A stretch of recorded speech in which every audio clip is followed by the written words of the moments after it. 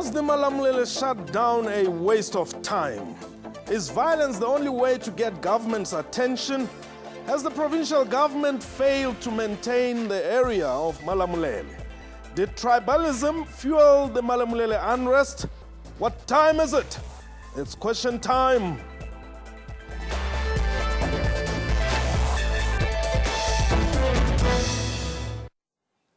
Hello and welcome to the show. My name is Mpho Tsedu. The recent Malamulele protests have been suspended after weeks of volatility, mayhem and anarchy. What has become a worrisome trend during such community protests is that some sections of the population, particularly learners and the elderly, become negatively affected. Several schools were burnt down in Malamulele and schooling came to a virtual standstill. And the learners who were due to write their supplementary exams could not do so. But what was the root cause of the Malamulele community protests? My guest today in studio, the South African Human Rights Commission Chief Executive Officer, Kayum Ahmed. And joining us from our Polokwane studios is Provincial Government Spokesperson, Phuti Seloba. Gentlemen, welcome to the show. Phuti, let me start with you. Probably it came as quite a much awaited relief when the community of Malamulele finally resolved that they were going to suspend the protest. Yes, you know, as a provincial government, we feel very happy that that long action, which resulted in other negative things, came to end, and we are we're saying well done to all the stakeholders that have been involved in this matter. It's been 4 tough weeks for us here in Limpopo. Now, what was at the center of this? Was it tribalism or service provision? I wouldn't like to say tribalism or service provision, because most of the time when we engage the task team members, they will tell us that they've got one key issue that they are raising, and their issue was to have a municipality in Malamulele. And they said in terms of their studies, they have done research and they qualify. That is basically what they've been saying most of the time.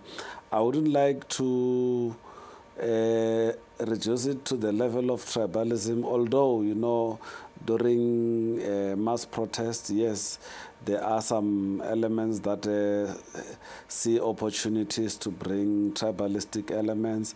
There are those who see an opportunity to bring a criminal element, like we have seen in Malamulele, which, I mean, needed the task team to actually come on up and maybe review their action. But now, I mean, at some point, the Premier had been to Malamulele and actually committed that they would get a municipality. No, you know, what the Premier raised there was that as the provincial government, we are not opposed to them having a municipality. We believe they have got a genuine case. We believe that they have got the right to protest. But our argument has always been saying, much as they've got right to protest, they have a responsibility or an obligation as the leadership to make sure that in that process, they don't violate the rights of other people, particularly the rights of business people, the rights of children in the area, the rights of employees to go and engage in some economic activities. That has been our position as the provincial government, to say we do not have mandate to deliver in terms of giving people municipalities. There is an independent authority called the Demarcation Board that is dealing with their problems. And indeed, the Demarcation Board came back, gave a response, although it was not for the first time. Talking about violation of rights, perhaps let me just bring you in here, Kayum. Indeed, there were rights of others that were violated. Absolutely.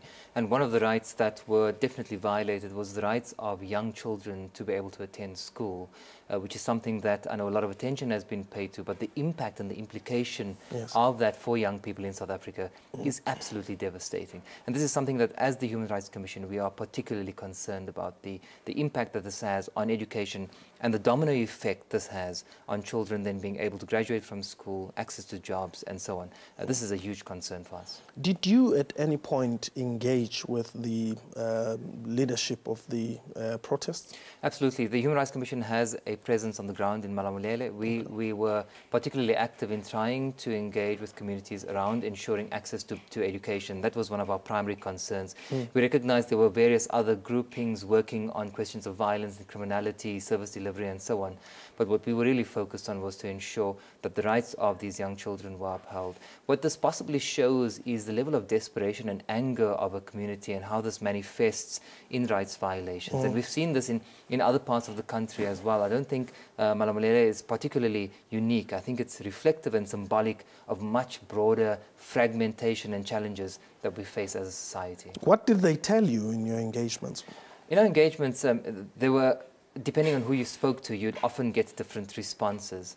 But one of the questions we posed was, how does it benefit your community and your society to prevent children from going to school? Because ultimately this was something which would enhance the value of that society. But people were so angry and frustrated. Can you imagine a parent, a father or a mother, deciding not to send his or her child to school? While we do not in any way condone that kind of violence or the restriction on the right to freedom of education, what we recognize is the level of anger and frustration experienced by this community. And I think we must acknowledge that this is certainly something we need to deal with in the medium to long term.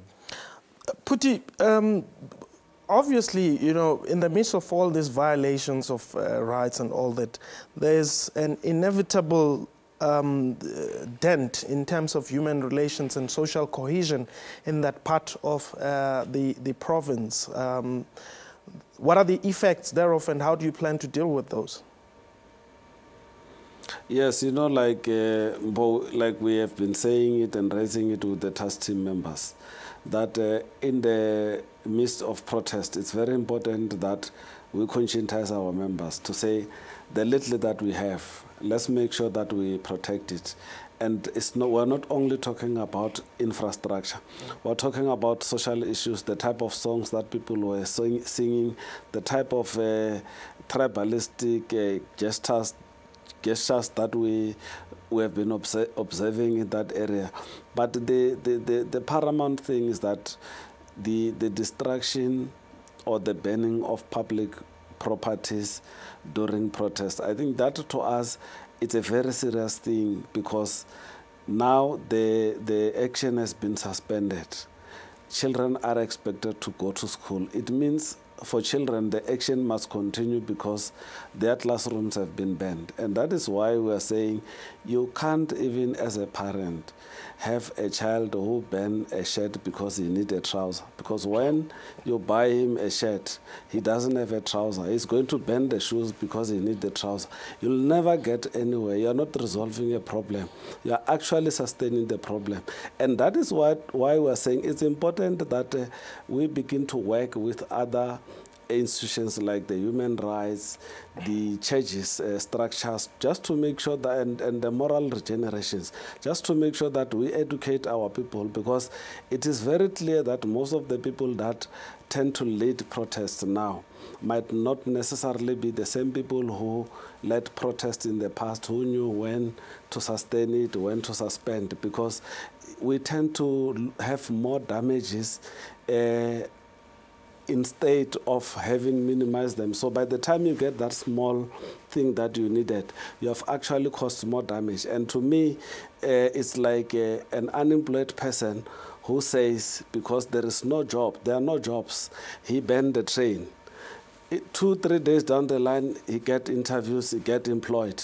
But there is no train to go to work. So it reduces everything to fruitless and to an activity that should never have been engaged in. So those are issues that we are raising. Like the issues of tribalism, you might find that some neighboring villages got affected during these things, like a school burned in an area where people felt there was no need to be involved in the border things. Okay. Such tensions might continue. So we still have a lot of work to do, and we believe that we need everybody. We need the leadership structures, both religious, traditional, political, and even the people who are leading pressure groups. Okay, hold the thought there. We need to take a quick break. When we return, we continue our discussion. This question time. Please don't go away.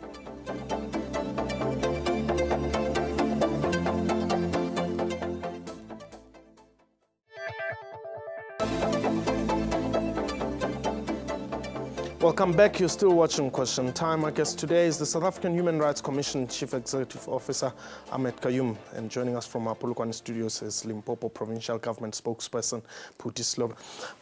Ahmed, in your statement, you said the Commission has since last year launched an own initiative investigation into the alleged lack or inadequate service delivery, some of which, if correct, borders on violation of socio-economic rights. Did you indeed do that, and what were your findings? Absolutely, and the investigation is still ongoing. It's one of those very complex situations where we also had limited access to the area because of the violence.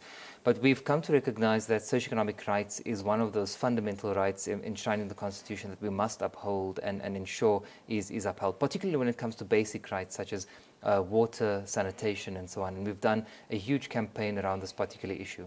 But what I must disagree with your guest on around the way in which he characterized what happens when you don't have a pants, you burn your shirt, I think is a rather dismissive attitude. I understand, as most of us who form part of the middle class, we may argue that this makes absolutely no sense. Burning a train because you can't go to work makes absolutely no sense. And I would agree with that, and certainly do not condone the violence.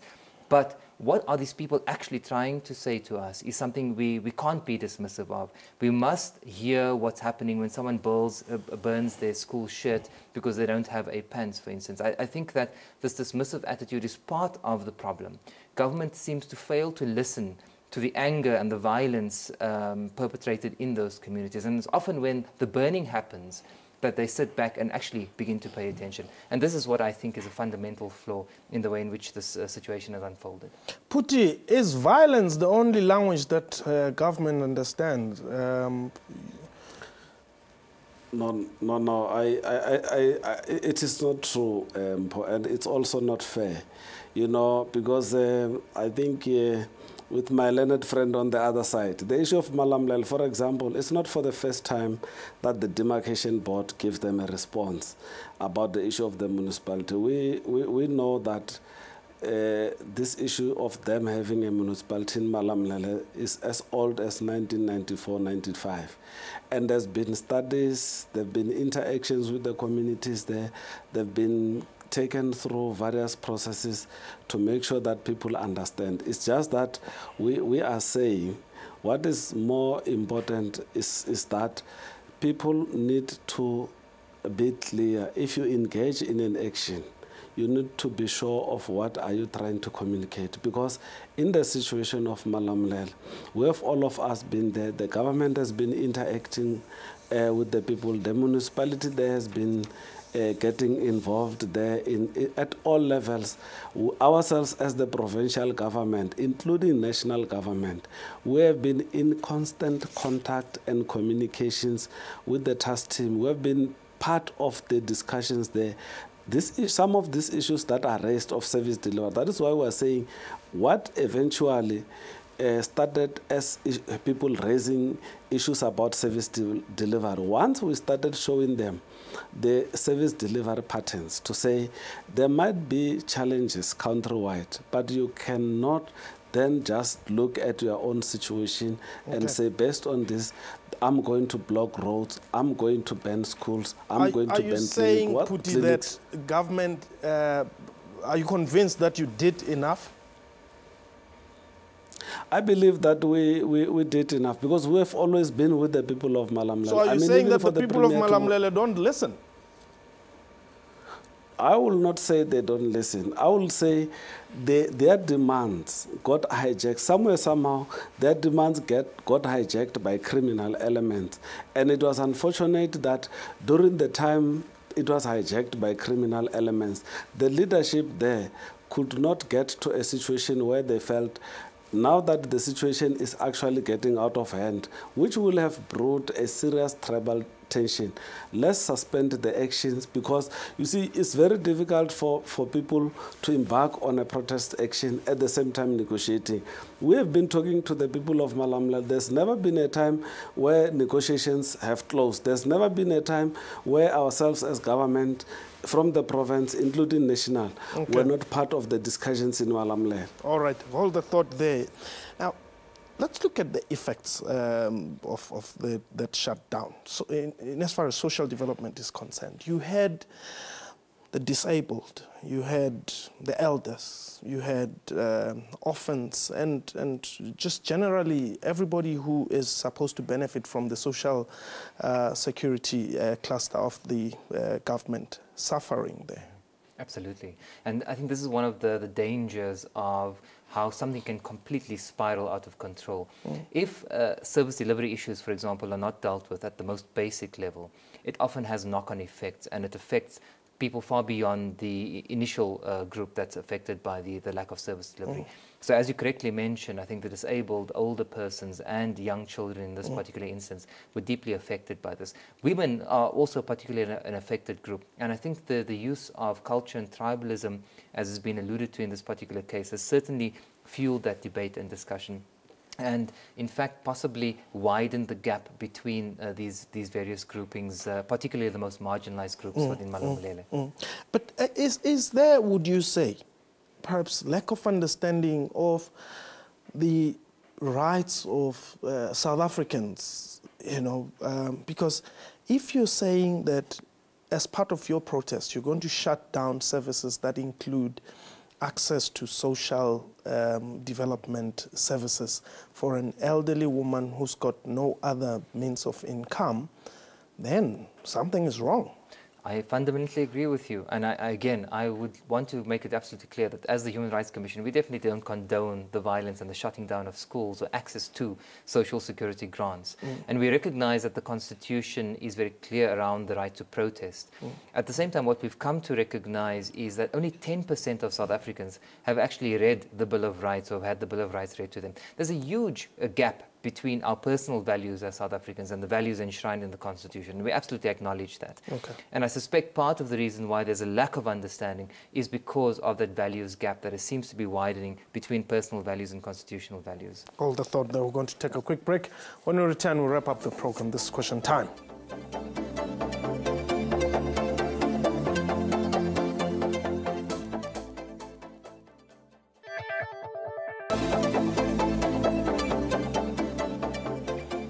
Welcome back. You're still watching Question Time. Our guest today is the South African Human Rights Commission CEO, Ahmed Kayum. And from our Polokwane studios, Limpopo Provincial Government spokesperson, Phuthi Sloba. Now, perhaps as way forward, how do you then make people understand that in your protest, don't trample on my rights if I want to go to work? It's a lot more complex than simply going out into a community and educating them or imparting certain knowledge on that particular community. I think there's a way in which we need to work alongside community members to engage with them around these particular issues. So the fundamental responsibility, I think, rests with the government, particularly the municipality, to engage with communities. And there's been lots of court cases around what meaningful engagement actually means. So I think that's possibly one of the first places to start. The next is certainly through schooling and education. One of the activities we've been engaged in as the Human Rights Commission is to ensure that the curriculum includes elements of the Bill of Rights, that it actually engages young people on how to recognize their rights and also, of course, what responsibility they have to their community. And I think these may be two mechanisms we could use to try and shift the discourse that's currently pervasive in our society. Phuthi, now that the boycott has been called off, what were the conditions? Phuthi, can you hear me? Yes, I was saying, yes, were there any conditions to the boycott being called off?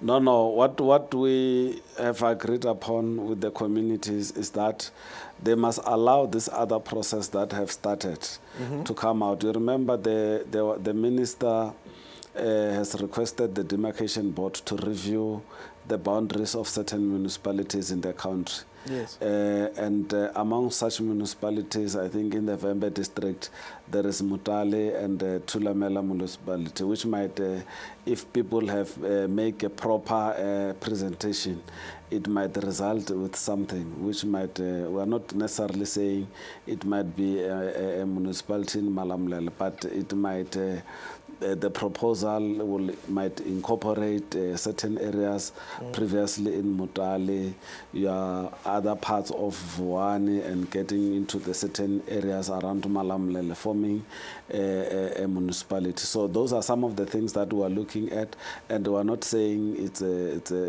a conclusion, but we've agreed to allow the process of engagement to continue. What happens if after the 21 days of submission, the results are still the same? I think there's a commitment to say, let's look at the outcome and engage it further from there. Because the issue is not about a particular group of people saying we want a municipality at whatever cost. It's an issue about people presenting a case.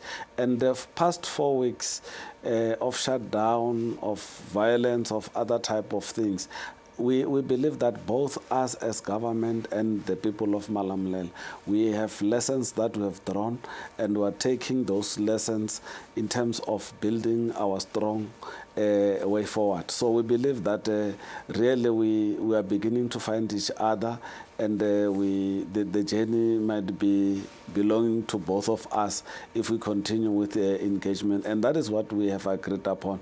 There's not a promise that there will be a municipality. It's a commitment that there is another process that has started that maybe might yield something. If the issue was that certain villages in Malamulele, in and around Malamulele, have been neglected, if there is a municipality there in that particular area, it might help. If the complaint has been that Thulamela is more focused on the other side and not focused on the other side, maybe we might find a good bridge that is going to unite both ideas. So those are things that we are looking at, and we really believe that whatever outcomes that is going to come out of this process, both parties will be happy, because even from the ruling party, there is a similar engagement. Government, local municipalities, the task team of Malamulele. So we believe that we are now moving together. We might be able to resolve the issue of Malamulele permanently. But it would appear that one of the considerations that has to be made is that the financial viability of that establishment needs to be proven beyond reasonable doubt, if I may use the word. And given the socio-economic status of the area, that may not be the case. So is this not just to say to the people of Malamulele, look, we have opened up a process for you, and basically dealing with them through a technicality? No, we are not postponing a problem.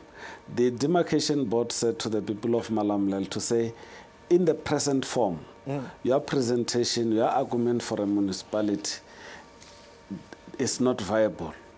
Then there is a process that have started.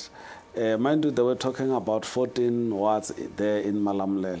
But this process that has opened actually talks about, it might be inclusive of about 20 to 21 wards that we are talking about. Okay. So in terms of viability, if you look at the areas around Vuan, I think even in terms of development, if you integrate them into the urban version of Malamulele, we might be talking something different. Okay. The Human Rights Commission, I'm going to, perhaps as we wrap up with you, and as far as education is concerned, not just in Malamulele, but we've seen a lot of violations nationally. Absolutely. Just talk to us about that. Out of the nearly 10,000 complaints we deal with on an annual basis, the number one issue that we continue to deal with 21 years into our democracy is race and racism. And this often manifests in the form of culture, tribalism, ethnicity, and religious tradition as well.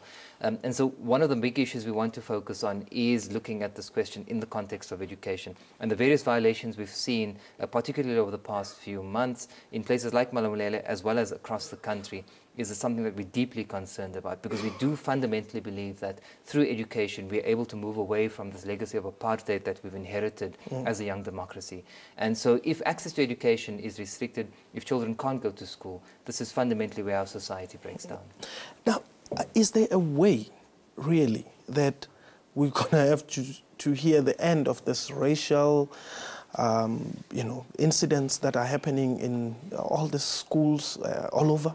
To be honest with you, I think it's going to take several generations for us to deal with the challenges of our past. If you look at the United States, for example, it's been 60 years since the end of the civil rights movement, and yet they continue to deal with racism, despite the fact that they are a very developed country with lots of resources. It's 21 years into our young democracy. We're inevitably going to be dealing with this issue for many, many generations to come. But what we can do now is to lay the foundation, to plant the seeds, to ensure that the future generations are able to fulfill and uphold the values in the Constitution.